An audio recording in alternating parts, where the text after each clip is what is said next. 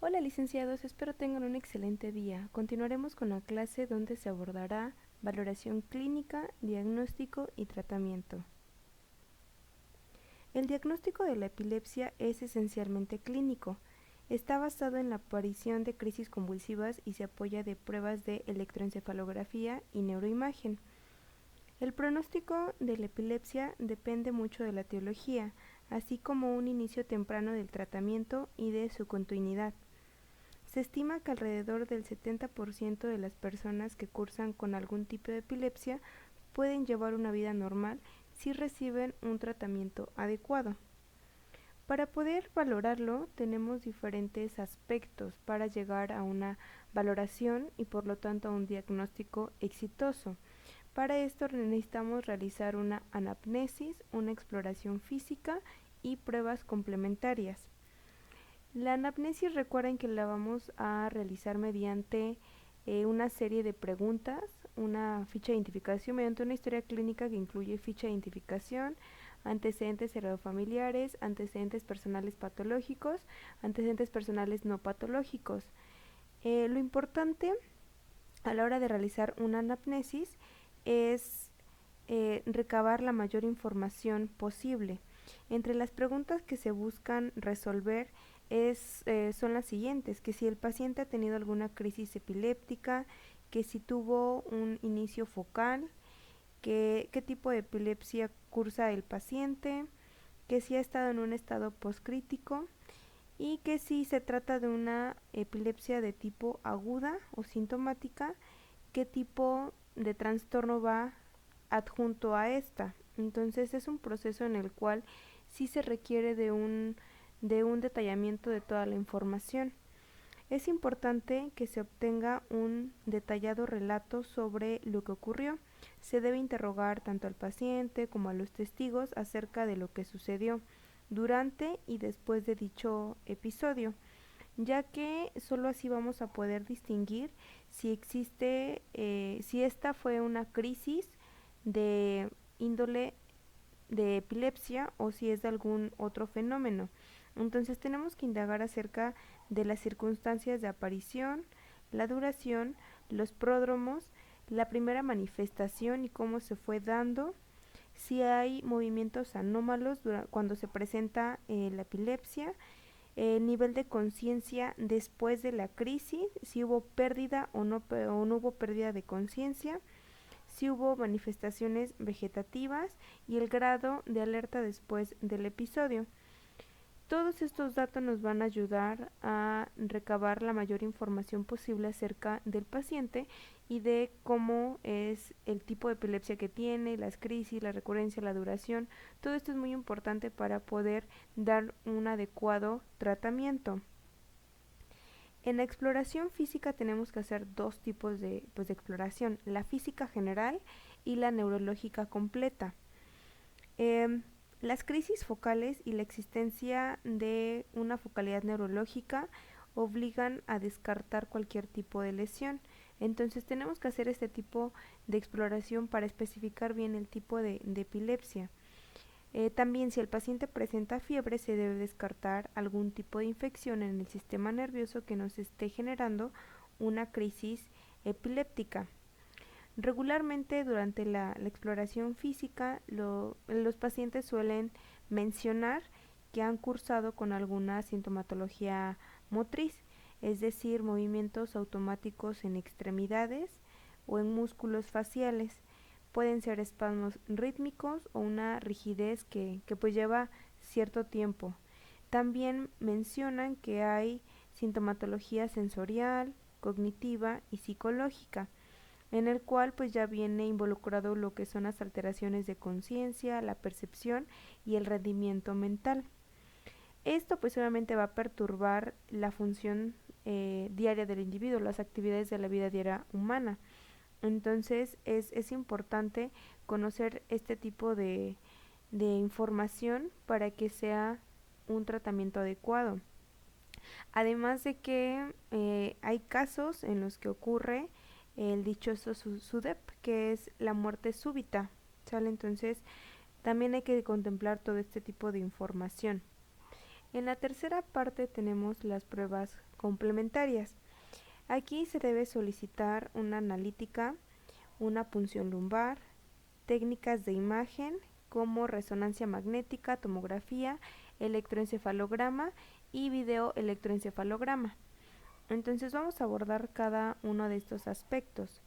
Para la analítica se debe solicitar un hemograma y una bioquímica sanguínea completa, en el cual nos van a indicar o van a incluir los índices de glucemia, de iones, calcio, magnesio y pues alguna función hepática, renal y tiroidea, ya que pues en estos tipos de exámenes tóxicos en sangre podemos ver y observar el consumo de antiepilépticos. Entonces aquí nos podemos dar cuenta si el paciente está llevando un tratamiento adecuado de medicamentos, y pues en algunas ocasiones en este tipo de exámenes nos suelen dar como resultado que hay bajos niveles de este tipo de medicamentos. Ya cuando lleva un tratamiento previo nos damos cuenta de que hay bajos niveles de este tipo de medicamento, y cuando no, cuando es de primera vez nos da un indicio de cómo se encuentra el organismo hablando metabólicamente para que se le pueda administrar, porque hay pacientes que vienen con alguna enfermedad adjunta, por ejemplo diabetes, hipertensión, o hay pacientes que llegan, bueno, mujeres que están embarazadas, entonces se tiene que realizar este tipo de pruebas para ver el, el organismo, cómo se encuentra el organismo, hablando de una manera bioquímica.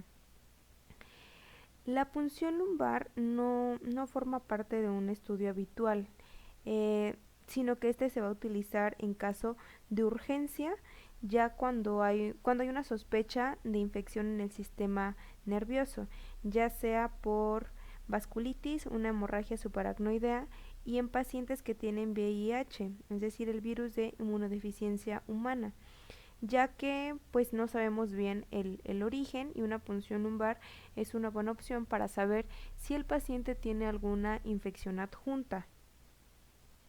Las técnicas de imagen como la resonancia magnética nos va a ayudar para saber cómo se encuentra hablando estructuralmente el cerebro, lo que es el encéfalo, todo el sistema nervioso central.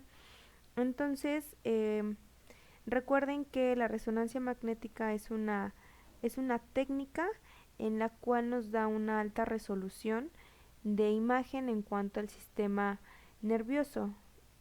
Recuerden que la resonancia magnética es un método en el cual se utilizan dos grandes imanes para sacar imágenes de alta resolución de manera interna. La tomografía axial también suele ser un método de imagen opcional. Esta, recuerden que es una técnica que se basa en los rayos X, es una técnica basada en los rayos X, y pues obviamente nos van a dar imágenes detalladas del sistema nervioso, pero no son tan nítidas, bueno, dependiendo de las estructuras que queremos observar, es la nitidez que se va a obtener, pero la tomografía sí es recomendable, pero no es tan específica como una resonancia magnética, en este caso para la epilepsia. Tenemos el electroencefalograma y videoelectroencefalograma. Este se debe realizar en todos los pacientes en cuanto sea posible, ya que puede ayudar a establecer un diagnóstico de epilepsia. También ayuda a clasificar el tipo de crisis o de un síndrome epiléptico en particular. Este es como el gold standard para poder diagnosticar una epilepsia. La videoelectroencefalograma es una técnica que se realiza con un electroencefalograma que está adjunto a un equipo digital, a una grabación simultánea y pues también a un monitor. Este monitor pues va a estar conectado mediante un circuito cerrado, todo para observar la actividad eléctrica del cerebro. Recuerden que el electroencefalograma nos ayuda a ver las ondas cerebrales. Entonces este es el gold standard, es como la prueba ideal para poder diagnosticar una epilepsia. para poder diagnosticar vamos a realizar un diagnóstico diferencial. Recuerden que la epilepsia puede ser originada por diferentes situaciones, como lo veíamos en los factores de riesgo. Entonces es importante que nosotros sepamos realizar o sepamos ver un diagnóstico diferencial. Regularmente el diagnóstico diferencial se debe hacer con todos aquellos procesos que son transitorios, que van a tener alguna alteración en el nivel de conciencia, cuando tienen alteraciones motoras, sensitivas y psíquicas. Era lo que les comentaba, cómo se debe de realizar el diagnóstico diferencial. Es importante conocer como los tipos de enfermedades con las cuales se puede confundir una epilepsia. Tenemos al accidente isquémico transitorio, que es el AI, que si lo recuerdan fue algo que vimos en accidente cerebrovascular o EBC. Esta patología tiene una duración habitualmente corta, como bien decíamos es transitoria y pues puede presentar algunos síntomas que se parecen o que pues nos podrían dar a entender que se trata de una epilepsia. Entre estos síntomas que son negativos puede ser la parestesia, la hipoestesia y la pérdida de conciencia. Entonces esta patología es con la que debemos hacer un diagnóstico diferencial. Tenemos que diferenciar también de los trastornos del movimiento, como las discinesias, los espasmos hemifaciales, los dichosos tics, los tics que tenemos en ocasiones o que se presentan de manera unilateral en ojos, las mioclonías que no son de origen epilépticas y las coreatetosis, que son movimientos involuntarios de extremidades, de ya sea extremidad superior o inferior, pero son rítmicos rápidos y pues regularmente no los puedes controlar, son involuntarios. Y otra de las enfermedades con las cuales tenemos que diferenciar son con las enfermedades psiquiátricas, ya que algunas crisis psicógenas o pseudocrisis, hiperventilación o crisis de pánico nos pueden dar a una similitud con las crisis epilépticas. Entonces es importante que nosotros sepamos diferenciar entre las diferentes enfermedades. Hay muchísimas más. Estas son como las principales y depende mucho de qué tipo de epilepsia estamos hablando y en qué edad se va a presentar. Si es en la etapa infantil o pediátrica, si es en la adolescencia, con los adultos mayores o si es después de algún trauma. Entonces el diagnóstico diferencial se va a dar más por la presentación de signos y síntomas que el paciente presenta. Recuerden que nuestro diagnóstico fisioterapéutico va encaminado a la suma o se va a realizar mediante el problema, causa y manifestación. Este es el que se les queda como de tarea en cada tarjeta patológica, que ustedes coloquen problema, causa y manifestación, que lo sepan identificar. Recuerden que todo es funcional, todo es en función al sistema de movimiento. Entonces, el diagnóstico fisioterapéutico lo tienen que realizar ustedes y pues ya les iré revisando, les iré diciendo si están de manera correcta. Este es el que realizamos en el aula. Entonces sí les sugiero que revisen sus apuntes para poder construir su diagnóstico fisioterapéutico. El tratamiento del cual vamos a abordar es tanto médico como fisioterapéutico. Sin embargo, el que nos compete más es el diagnóstico fisioterapéutico.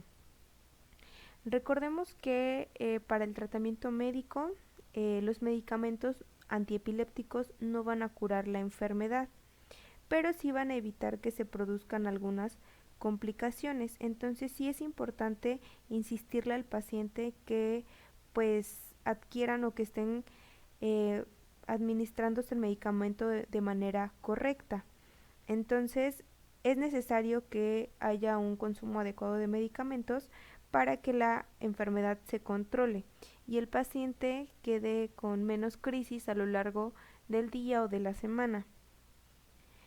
Es importante también recordarle que la medicación se debe tomar de forma continua y regular. Se debe insistirle al paciente que tome el medicamento en las mismas horas en las cuales se les ha indicado, y también comentarles que no se le olvide ninguna dosis. También se le recomienda al paciente que no debe suspender de manera brusca la medicación. Antes tiene que consultarlo con su médico de cabecera o con algún neurólogo con esta especialidad que tenga la capacidad de recomendarle o cambiarle ciertos medicamentos. Para la medicación hay una gama inmensa de medicamentos del cual se le va a dar al paciente. Sin embargo, dependiendo del tipo de epilepsia, es el que se le va a administrar.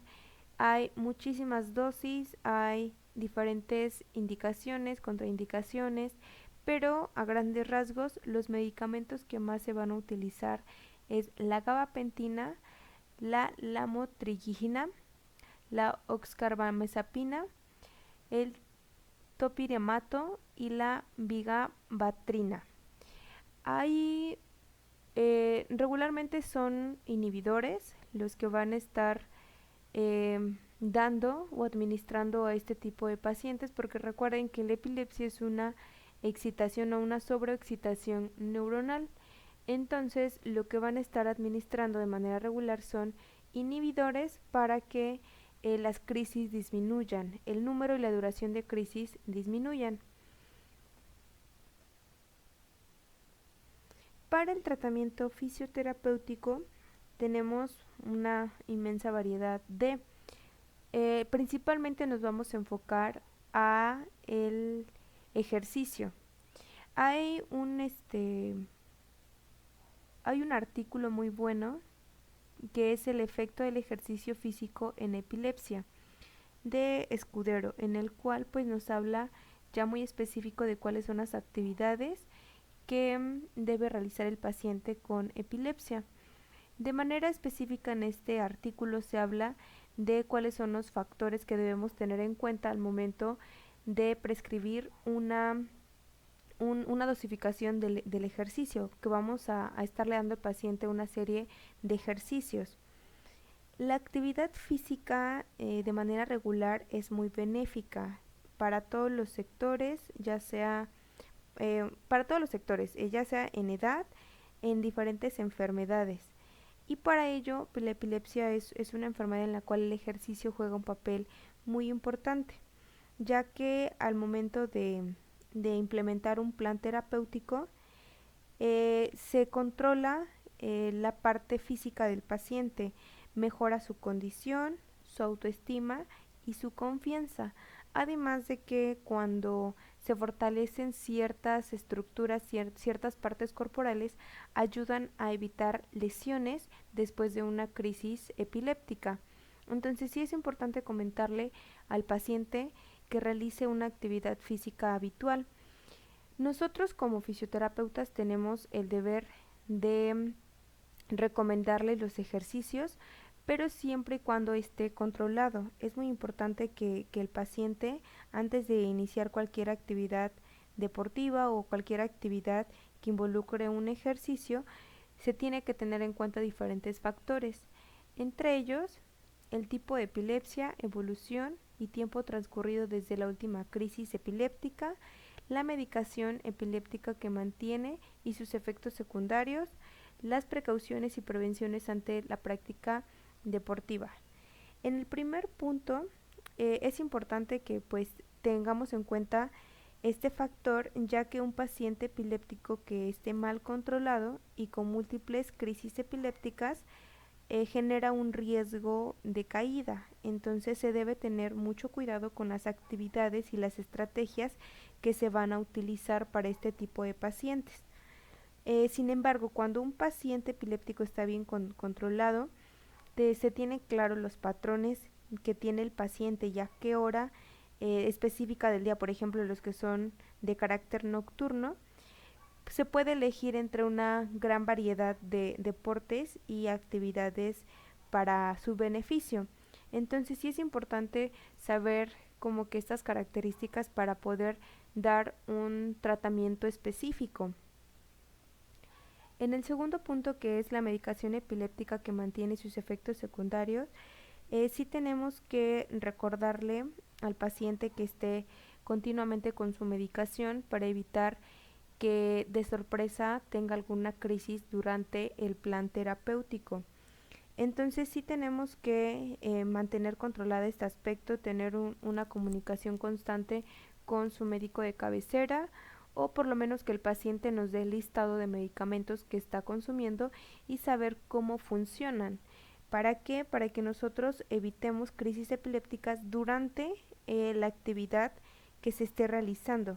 Entonces, sí se le debe insistir mucho en la parte de medicación. Y en el tercer punto, entre las precauciones y prevenciones ante una práctica deportiva o ante alguna actividad que se le esté mandando en el plan terapéutico, tenemos que tener en cuenta que diferentes aspectos, entre ellos evitar situaciones que faciliten la aparición de alguna crisis, como por ejemplo ambientes muy calurosos, que haga un entrenamiento excesivo o que llegue al borde del agotamiento. Entonces, en esta parte sí tenemos que ser muy específicos, tenemos que administrar bien la cantidad de ejercicio que se le va a dar al paciente para evitar precisamente estas condiciones y evitar que nosotros provoquemos una crisis. Es muy importante mencionarle al paciente que beba agua antes, durante y después del ejercicio, para que podamos evitar la deshidratación. Es importante que entre semana, si es una actividad diaria, se tenga contemplado un descanso de por lo menos de 2 días. Es importante también saber todas las medidas que el paciente puede tener. Puede que tenga lesiones o pequeños golpes, entonces también se le tiene que dar las indicaciones necesarias para evitar este tipo de lesiones. Se le debe recomendar no tomar alcohol, indicarle a los compañeros que padecen o que están junto al paciente o al familiar qué es lo que deben realizar ante una crisis epiléptica, y si es posible y está dentro de las posibilidades económicas del paciente, utilizar una pulsera que tenga la información necesaria de los datos médicos del paciente. Cuando el paciente ya tiene bien definido cada uno de los aspectos, podemos ver qué actividades se deben evitar para evitar crisis. Entonces sí es muy importante tener en cuenta estos aspectos, estos factores, para no dañar más en cuanto al paciente. También los ejercicios que se recomiendan son de fuerza, resistencia y de flexibilidad. Recordemos que los ejercicios de fuerza-resistencia son aquellos que se utilizan pequeños pesos y muchas repeticiones del ejercicio. Existen muchísimos programas y métodos para realizar este tipo de ejercicios. Entre los que más se utilizan son los ejercicios isométricos, isotónicos, isocinéticos y en ocasiones formas pasivas de ejercicio o ejercicio pasivo. Entonces todos los ejercicios se deben realizar guardando ciertas normas generales para que no se produzca un perjuicio en la salud del paciente. Entonces las normas que debemos tener en cuenta es realizar un calentamiento previo, siempre antes de cualquier práctica, incluso de cualquier práctica deportiva, aunque no se tenga una enfermedad adjunta, siempre se debe realizar un calentamiento. Entonces, en este tipo de pacientes, como norma general, también deben realizar el calentamiento. Al finalizar el ejercicio y entre series, se debe realizar ejercicios de estiramiento. Esto es de manera individualizado y depende mucho del paciente. Entonces, si el paciente se fatiga al realizar determinado ejercicio de fuerza o de resistencia, se le recomienda que al terminar esa serie o determinado número de series realice estiramientos para disminuir el agotamiento o la fatiga. Se debe empezar siempre con ejercicios que se ejerciten grandes músculos o grandes grupos musculares y después específicos. Entonces aquí tenemos como una progresión de músculos grandes a músculos pequeños. Es importante que se haga ejercicio o que se haga una lubricación adecuada de todas las articulaciones del cuerpo. Entonces, cuando ya se realizan los ejercicios, como están lubricadas las articulaciones, debemos empezar con ejercicios que involucren músculos grandes, a lo mejor músculos del tronco, de piernas, y ya hacerlos después muy específicos como músculos de hombro, codo, manos y bueno, muñecas. Entonces sí es importante empezar con grupos musculares grandes y después pasar a los pequeños. Se tiene que trabajar agonista y antagonista de cada grupo muscular. De preferencia, ¿qué es lo que tenemos que hacer aquí? Dosificar el ejercicio a la semana. ¿Por qué? Porque si nosotros queremos hacer todos los ejercicios de todo el cuerpo y trabajar agonista y antagonista de todo el cuerpo, pues sería un programa de ejercicios demasiado extenso. Entonces recuerden que no podemos fatigar al paciente. Aquí qué es lo que tenemos que hacer es programarlo por día para que el paciente no sienta ni una fatiga ni sienta que es un exceso en cuanto el ejercicio que se le está recomendando. Entonces, por eso hay que dosificarlo y hay que generar un plan terapéutico por día. Y como repito en el punto número 4, es importante trabajar agonista y antagonista. Recordemos que los incrementos de carga van a ser en forma piramidal. ¿Qué significa esto? Vamos a empezar con menor número de repeticiones y menor peso y llevarlo hacia la progresión. Después aumentamos peso y después aumentamos número de repeticiones y a lo mejor al final aumentamos el número de series. Entonces sí es importante llevar una progresión en cuanto a los ejercicios. Para los ejercicios de flexibilidad, pues existen diferentes métodos. Entre los principales son el estiramiento balístico, el estiramiento estático y la facilitación propioceptiva.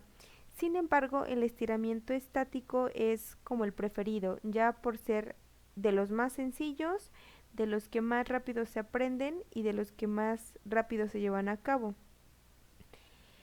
Recuerden que al igual que al hacer un ejercicio, al momento de estirarse deben involucrar pues todas las articulaciones, que era lo que les había comentado, desde cuello, tronco, extremidades, cadera, miembros inferiores, todo. Se debe de realizar un calentamiento de todo el organismo. Para que nosotros podamos realizar estiramientos adecuados y que no pues también se lastime el paciente, se deben realizar pues algunas normas generales, al igual que los ejercicios que anteriormente habíamos hablado. Entonces, entre ellos es el estiramiento individual. Aquí es muy importante conocer, chicos, que no es como un concurso de a ver quién llega más o quién estira más, no, sino que el paciente tiene que sentir agradable el estiramiento y que vaya realizándolo de manera progresiva. Hay pacientes que en su vida han sido un poco sedentarios y no han hecho una actividad deportiva o alguna actividad física constante. Entonces a la primera no van a llegar a ciertos rangos de movimiento. Entonces sí es importante que ellos comprendan y conozcan que debe ser individual y progresivo. Recordemos que algún tipo de estiramiento sí es un poquito molesto, entonces lo mejor es que el paciente se sienta cómodo con los estiramientos que está realizando. Entonces sí es importante insistirles que no debe producir dolor. Sí la sensación de estiramiento, pero no de dolor. Lo que les comentaba que el estiramiento debe ser progresivo.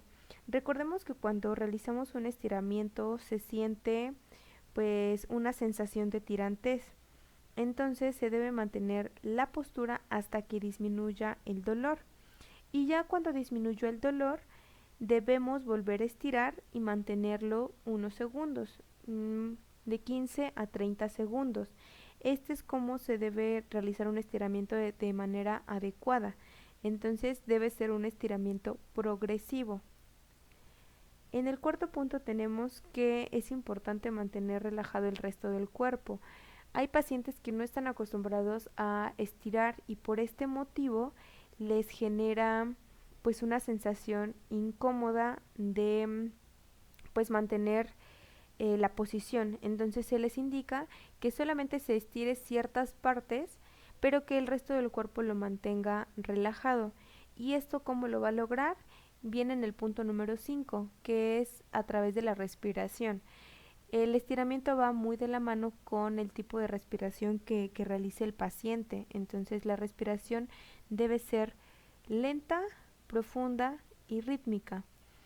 Entonces, como se pueden dar cuenta en el quehacer fisioterapéutico en cuanto al tratamiento de epilepsia o el abordaje fisioterapéutico para la epilepsia, es mucho de ejercicio, se enfoca más al ejercicio por todos los beneficios que este ofrece. Como les comentaba, pues los beneficios que se obtienen pues son pues buenos para el paciente, pues ya que mejoran la condición física, la autoestima, la confianza y hasta incluso la parte psicológica. Hay pacientes que refieren mejoría por el hecho de hacer ejercicio. Entonces sí es importante para el paciente con epilepsia la actividad física. Era como lo que les comentaba o lo que les comentaba en el video que les dejé ver de esta paciente, que pues podía seguir realizando sus actividades siempre y cuando cumpliera con ciertas características. Incluso ella se dedicaba al patinaje. Entonces sí es importante comentarle al paciente que puede tener una vida normal, puede tener una vida sin complicaciones, pero siempre y cuando sigan las recomendaciones adecuadas. Aquí en este pequeño mapa que ya se los había mostrado anteriormente en EBC, podemos observar el MIF. Es bien importante que nos apeguemos al MIF para poder dar una intervención adecuada. Entonces, nada más para recordarles cuáles son los elementos del MIF. Recuerden que es examinación, que incluye anamnesis, exploración física, evaluación, que es el análisis de toda la información que se recabó, el diagnóstico fisioterapéutico, como les había comentado, que se va a expresar en términos de disfunción, que incluye pues obviamente o se obtiene a través del problema, causa y manifestación.